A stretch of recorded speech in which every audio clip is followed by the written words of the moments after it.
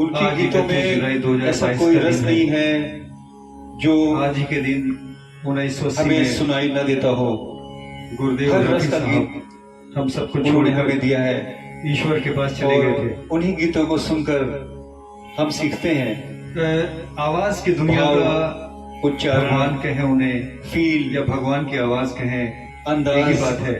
शब्दों को किस तरह से हमें इतने सालों में उच्चारण करना है उनका, ऐसे बेहतरीन कोई गीत भी दिए ऐसी हैं चीज बाकी नहीं है जो सुनते वो हैं हम हमारा हमें दिल सिखाते नहीं भरता। है या हम उनसे सीखते नहीं हैं। आज के दिन उनको श्रद्धांजलि देते हुए उन हजारों गीतों में ऐसा विशेष गीत नहीं है जिसको मुझे लगता है कि कोई ऐसी वैरायटी नहीं है जो उन्होंने ना दी हो हमें श्रद्धांजलि दे सके, क्योंकि इसके लिए हमें हजारों गीतों को याद करना पड़ेगा, तब जाकर वो एक संपूर्ण श्रद्धांजलि उनको हम दे पाएंगे।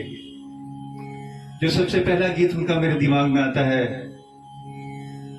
तुम मुझे यूं भुला न पाओगे, हाँ तुम मुझे यूं भुला न पाओगे, जब कभी भी सुनोगे गीत मेरे, संग संग तुम भी गुनगुनाओगे, हाँ तुम मुझे यूं। ये गीत वो गा कर गए और सच में उनको भुलाना असंभव है। उन्होंने सच ही कहा था कि तुम मुझे भुला ना पाओगे। ऐसा कोई अवसर नहीं है जिसके लिए उन्होंने गाया नहीं। हर अवसर के लिए, हर सिचुएशन के लिए उन्होंने गीत अपने पूरे कैरियर में गाए हैं, चाहे वो दुख हो, विरह हो, खुशी हो, जोश हो, भजन हो, कव्वाली हो। और भजन में जो मुझे सबसे अच्छे से याद आता है, जो सबसे पहले दिमाग में आता है, वो उनका ये भजन है, सुख के सब साथी दुख में न कोई।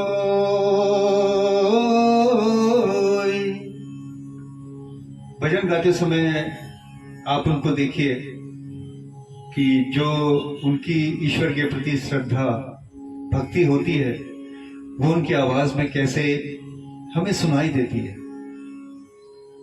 और वहीं पर एक ऐसा भजन है, वो मधुबन में राधिका नाचे गाते हैं।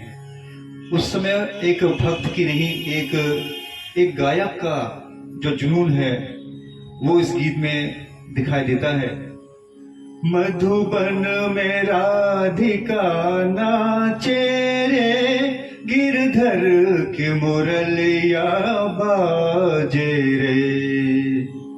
इस गीत में भक्ति नहीं दिखाई देती। इस गीत में उनका एक जो गायक पर्दे पर गा रहा है, वो अपनी गायकी दिखा रहा है।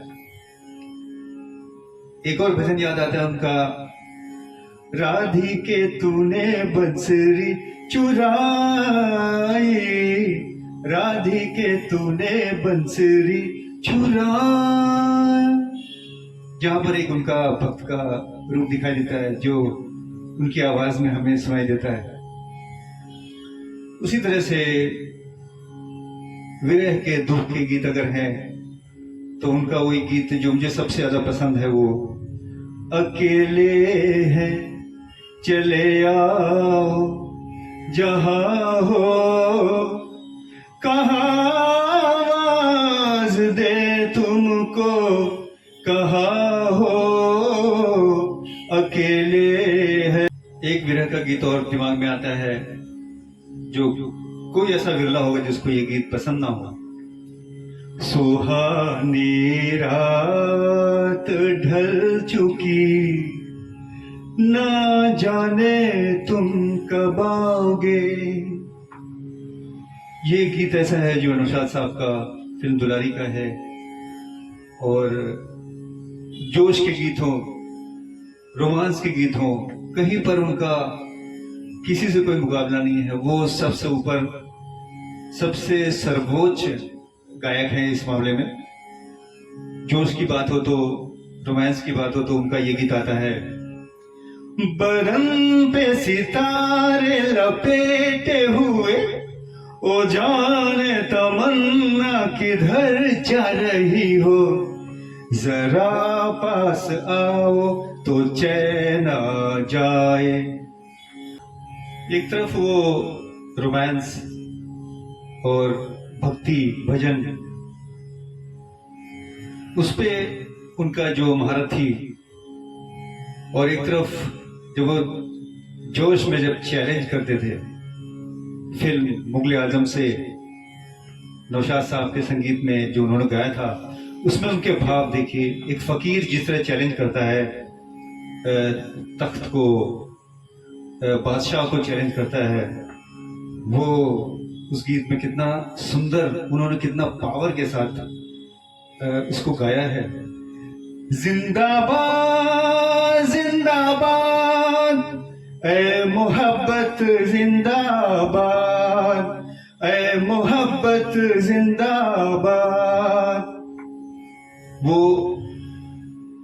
4 अंतरों का गीत है, लेकिन वो गीत मुझे लगता है कि वो उनके अलावा किसी को मिल नहीं सकता था, और नौशाद साहब ने उनको ही दिया, क्योंकि वो जानते थे कि इस गीत को निभाने की ताकत, जो काबिलियत है, सामर्थ्य है, वो रफ़ी साहब में ही है।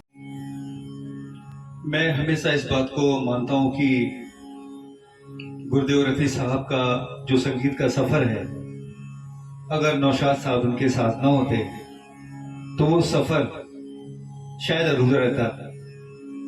नौशाद साहब और रफ़ी साहब के संगम से हमें जो गीत मिले हैं, उनका कोई भी जवाब नहीं है। चाहे वो बैजू बावरा के गीत हों और आदमी के गीत हों, उड़न खटोला के गीत हों, मतलब शायद नौशाद साहब ने रफ़ी साहब के बिना, बहुत ही कम ऐसे गीत होंगे जो बिना रफ़ी साहब को लिए उन्होंने बनाए होंगे। और वो गाने केवल हिट ही नहीं है, तकनीकी रूप से उसमें जो रागों के ऊपर आधारित गाने बनाए गए, नौशाद साहब ने जो धुनें बनाई हैं, वो एक गीता कह लीजिए, गीता के श्लोकों की तरह हैं। उनके गीतों को मैं हमेशा, रफ़ी साहब और नौशाद साहब के गीतों को हमेशा मैंने अपने दिल में बहुत ऊंची जगह दी है।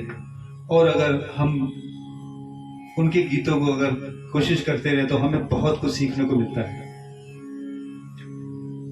संगीत के तीनों सप्तक उनका प्रयोग नौशाद साहब ने किया, और ज्यादातर गीत रागों के आधार पर उन्होंने धुनें बनाई हैं जो किसी न किसी राग से प्रभावित थी या उन रागों पर थी। तो एक क्वालिटी सिंगिंग सीखने वाला जो एक छात्र है, उसके लिए इनसे बढ़िया गीत नहीं हो सकते हैं सीखने के लिए। 1980 में ही शायद नौशाद साहब और रफ़ी साहब का आखिरी गीत था, जिसको गाने के बाद गुरुदेव रफ़ी साहब बहुत भावुक हो गए थे, और वो उनसे भावुक होकर बोले थे कि अब ये गीत इस तरह के नहीं बनते हैं। वो गीत था, जिस रात के ख्वाब आए वो ख्वाबों की रात आई। ये फिल्म कभी रिलीज नहीं हो पाई, लेकिन ये गाना अमर हो गया, क्योंकि वो इन दोनों लीजेंड्स के संगम का आखिरी गीत। गुरुदेव रफ़ी साहब का रियाज इतना मजबूत था, इतना गहरा रियाज था उनका, कि सभी संगीतकारों की पहली पसंद वही होते थे। और आज तक कभी भी ऐसा नहीं हुआ होगा उनके जीवन काल में, जो संगीत का जीवन था, कि कभी भी किसी गीत को उन्होंने मना किया हो कि ये मेरे बस का नहीं है।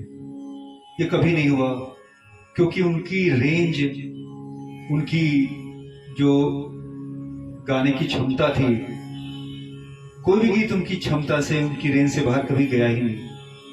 बहुत सारे गायकों ने गीत गाने से मना कर दिया कि हमारे बस का नहीं है, इसको केवल रफ़ी साहब ही गा सकते हैं, लेकिन रफ़ी साहब ने कभी मना नहीं किया कि यह गीत मेरे बस का नहीं है। क्योंकि जो गीत कोई नहीं गा पाएगा वो रफी साहब गा सकते थे। उनका रियाज था, उनकी रेंज थी, उनकी प्रतिभा थी, और वही हमारे लिए आदर्श है कि काश हम लोग भी उनका थोड़ा सा भी अगर अंश हमारे अंदर आ जाए तो हम लोग भी थोड़ा सा उन्हीं की तरह हर रेंज में गा सकें। लेकिन ये शायद हम लोग के अंदर उतना रियाज भी नहीं है, और रियाज ही से अगर गायकी आती तो जो बहुत बड़े बड़े रियाजी सिंगर हैं, जो गायक हैं क्लासिकल के, उनको फिल्मों में काम जरूर मिलता, क्योंकि फिल्मों में आवाज देने के लिए आवाज में एक जो नायक की आवाज है वो होनी बहुत जरूरी है। मैं हमेशा कहता हूं कि हमारे हिंदी संगीत में जो नायक की आवाज है वो केवल 2 लीजेंड्स को मिली, मोहम्मद रफी साहब को और किशोर कुमार साहब को। इन दोनों ने हिंदी फिल्म संगीत में राज किया है, और बाकी क्लासिकल कहीं पर जरूरत पड़ती थी तो क्लासिकल सिंगर को बुलाया जाता था, लेकिन हमें तो सुगम संगीत पसंद है। तो सुगम संगीत में रफी साहब और किशोर साहब ये दोनों मजबूत खंभे हैं हमारी हिंदी फिल्म इंडस्ट्री के, जिन्होंने हमें बेहतरीन गीत दिए हैं।